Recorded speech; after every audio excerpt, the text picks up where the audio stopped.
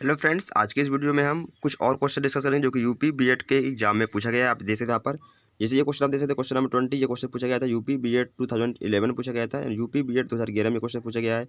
ये भी UP BEd 2011 में क्वेश्चन पूछा गया है। सारे ही क्वेश्चन एग्जाम में पूछे गए हैं। और आज की इस वीडियो में हम केमिस्ट्री के कुछ इंपॉर्टेंट क्वेश्चन डिस्कस करेंगे जो कि यूपी बीएड के प्रीवियस ईयर्स क्वेश्चन पेपर हैं। तो आप देख सकते हैं यहाँ पर हम एक क्वेश्चन डिस्कस करेंगे। Question number 20। क्वेश्चन कह रहा है, निम्न में से किसकी भेदन क्षमता सर्वाधिक है। ऑप्शन देख सकते हैं यहाँ पर। ऑप्शन ए है एक्स किरणें, ऑप्शन बी है बीटा किरणें, ऑप्शन सी है गामा किरणें और ऑप्शन डी है अल्फा किरणें। तो हमसे पूछा गया क्वेश्चन में, निम्न में से किसकी भेदन क्षमता सर्वाधिक है। तो भेदन क्षमता एक्स किरणों की भेदन क्षमता जो है वो गामा किरणों की सबसे अधिक होती है, क्योंकि गामा किरणें की जो आवृत्ति है वो सबसे अधिक होती है और तरंगदैर्घ्य इसका सबसे कम होता है। तो क्वेश्चन नंबर 20 का ऑप्शन इसका सी राइट आंसर हो जाएगा, गामा किरणें। यानी गामा किरणें जो हैं वो विद्युत चुम्बकीय तरंगे, ऐसी विद्युत चुम्बकीय तरंगे हैं जिसकी आवृत्ति जो है वो अधिकतम होती है और तरंगदैर्घ्य न्यूनतम होता है। तो क्वेश्चन करा था, निम्न में से किसकी भेदन क्षमता सर्वाधिक है। तो भेदन क्षमता उसका सर्वाधिक होगा जिसका की आवृत्ति सबसे अधिकतम होगी। तो क्वेश्चन नंबर 20 का ऑप्शन सी इसका राइट आंसर हो जाएगा। नेक्स्ट क्वेश्चन देख सकते हैं यहाँ पर। क्वेश्चन नंबर 21 है, कार्बन 12 में न्यूट्रॉन की संख्या है। तो आप देख सकते हैं यहाँ पर, कार्बन का जो परमाणु क्रमांक होता है वो 6 होता है और परमाणु भार 12 होता है। आपको यहाँ भी दिख रहा होगा C12। तो यहाँ पर जो 12 है वो परमाणु भार बताता है और जो यहाँ पर ये परमाणु क्रमांक बताता है या फिर परमाणुओं की संख्या बताता है। और क्वेश्चन हमसे पूछा गया न्यूट्रॉनों की संख्या है। तो यहाँ पर जो 12 है वो परमाणु भार है और ये परमाणु क्रमांक है।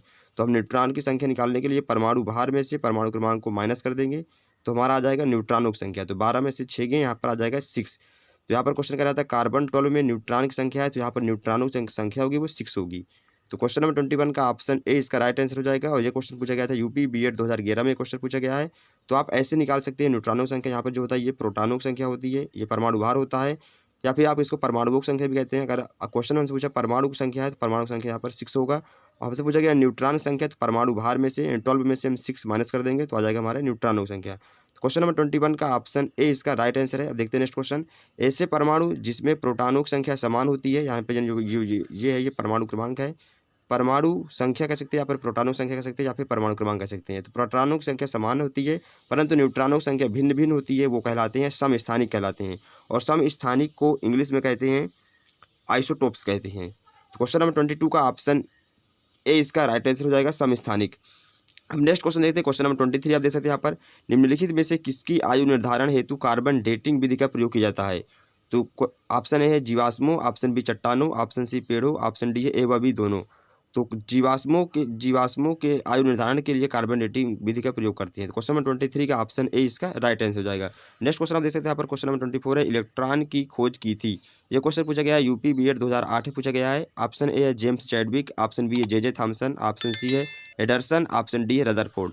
तो आपने क्लास 11-12 में भी पढ़ा होगा इसको, ईंट पर नाच। ये एक ट्रिक होता है, ईंट पर नाच। यहाँ से हम इलेक्ट्रॉन, प्रोटॉन और न्यूट्रॉन की खोजकर्ता के नाम बहुत ही आसानी से फाइंड कर पाते हैं। तो आप देखते हैं यहाँ पर ईंट है तो ई से होगा इलेक्ट्रॉन। तो इलेक्ट्रॉन की खोज की थी। टा है तो यहाँ पर टॉमसन, तो थॉमसन ने की थी इलेक्ट्रॉन की खोज। पर है पा से होता है प्रोटॉन और र से होता है रदरफोर्ड, यानी प्रोटॉन की खोज किसने की थी, रदरफोर्ड ने।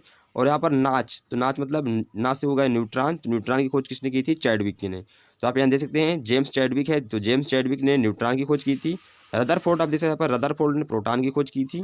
और इलेक्ट्रॉन की खोज आप देख सकते हैं यहाँ पर, इलेक्ट्रॉन ईंट है, ईंट पर नाच, ईंट, तो इलेक्ट्रॉन की खोज किए थे थॉमसन ने या फिर जे थॉमसन ने। क्वेश्चन नंबर 24 का ऑप्शन बी इसका राइट आंसर हो जाएगा। तो आपको ये ट्रिक याद रखना है, ईंट पर नाच। जैसे क्वेश्चन अगर आपसे प्रोटॉन की खोज पूछ लेता है तो आप बहुत ही आसानी से फाइंड कर सकते हैं। अगर आपसे न्यूट्रॉन की खोज किसने की थी, तो अगर इस पर भी क्वेश्चन बन सकता है तो आप इसको भी बहुत ही आसानी से कर सकते हैं। इसको आपने क्लास 11-12 की केमिस्ट्री में जरूर पढ़ा होगा। आप देखते हैं नेक्स्ट क्वेश्चन। क्वेश्चन नंबर 25 है, नाभिकीय रिएक्टर के निर्माण में निम्नलिखित तत्वों में से कौन सा एक अनिवार्य है। तो ऑप्शन ए है कोबाल्ट, ऑप्शन बी है निकिल, ऑप्शन सी है जर्कोनियम, ऑप्शन डी है टंगस्टन। तो क्वेश्चन नंबर 25 का ऑप्शन सी इसका राइट आंसर हो जाएगा, जर्कोनियम। यानी जर्कोनियम अनिवार्य है नाभिकीय रिएक्टर के निर्माण के लिए। नेक्स्ट क्वेश्चन नंबर 26 है, निम्न विद्युत चुम्बकीय तरंगों में से किसकी आवृत्ति अधिकतम होती है। तो अभी यहाँ पर हमने आपको बताया था, जिसकी आवृत्ति अधिकतम होगी उसकी भेदन क्षमता सर्वाधिक होगी। तो यहाँ पे हमने गामा किरणें बताया था। तो आपको यहाँ भी समझ में आ गया होगा क्या इसका करेक्ट आंसर हो जाएगा। तो विद्युत चुम्बकीय तरंगों में से किसकी आवृत्ति अधिकतम है, तो वो गामा किरणों की है। गामा किरणों की आवृत्ति अधिकतम होगी, जिसकी आवृत्ति अधिकतम होगी उसका तरंगदैर्घ्य न्यूनतम होता है, क्योंकि तरंगदैर्घ्य यूनिवर्सली प्रोपोर्शनल होता है फ्रीक्वेंसी की या फिर आवृत्ति की। यहाँ पर जो वेवलेंथ है, तरंगदैर्घ्य है, वो फ्रीक्वेंसी के या फिर आवृत्ति के व्युत्क्रमानुपाती होता है। तो क्वेश्चन नंबर 26 का ऑप्शन बी इसका राइट आंसर हो जाएगा, गामा किरणों की। नेक्स्ट क्वेश्चन आप देख सकते हैं यहाँ पर, तरंगदैर्घ्य तथा आवृत्ति में सही संबंध है। वही क्वेश्चन पूछे जो हमने आपको यहाँ बताया है। तो यहाँ पर देख सकते हैं, यहाँ पर जो लेमडा है वो इन्वर्सली प्रोपोर्शनल होता है न्यू के, या फिर आवृत्ति के, या फिर फ्रीक्वेंसी के। आवृत्ति को इंग्लिश में फ्रीक्वेंसी कहते हैं और तरंगदैर्ध्य को इंग्लिश में वेवलेंथ कहते हैं। तो आप यहाँ देख सकते हैं, इसका जो राइट आंसर हो जाएगा, यहाँ पर इसको हम बराबर करेंगे तो हो जाएगा लेमडा चूँकि प्रोपोर्शनल हटाएंगे प्रोपोर्शनलिटी, तो यहाँ पर एक कांस्टेंट आ जाएगा सी, प्रकाश की चाल इंटू न्यू। तो आप यहाँ से देख सकते हैं जो भी फार्मूला आपको मैच कर रहा हो, या फिर इसको आप यहाँ से निकाल सकते हैं C equal to lambda into nu. तो आप इसमें ऑप्शन मैच कर लिए, आपको कौन सा मैच कर रहा है ऑप्शन यहाँ पर।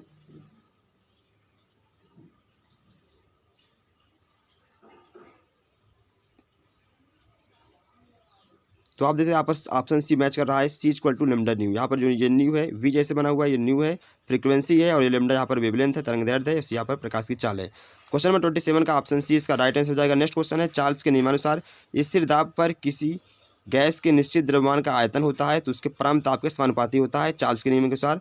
यानी चार्ल्स का जो नियम है वो कांस्टेंट प्रेशर पर जो परम ताप होता है वो प्रोपोर्शनल होता है वॉल्यूम के, यानी द्रव्यमान के आयतन का। तो क्वेश्चन नंबर 28 का ऑप्शन बी इसका राइट आंसर हो जाएगा। बहुत ही सिंपल क्वेश्चन एग्जाम पूछ जाते हैं यूपी बीएड के एंट्रेंस एग्जाम में।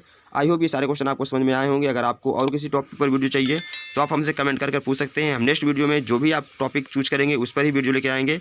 तो आप इस चैनल पर लगातार आपको यूपी बीएड की एंट्रेंस एग्जाम से रिलेटेड वीडियोज मिलती रहेंगी। इस वीडियो में इतना ही दोस्तों, मिलेंगे आप सब जल्द नेक्स्ट वीडियो में।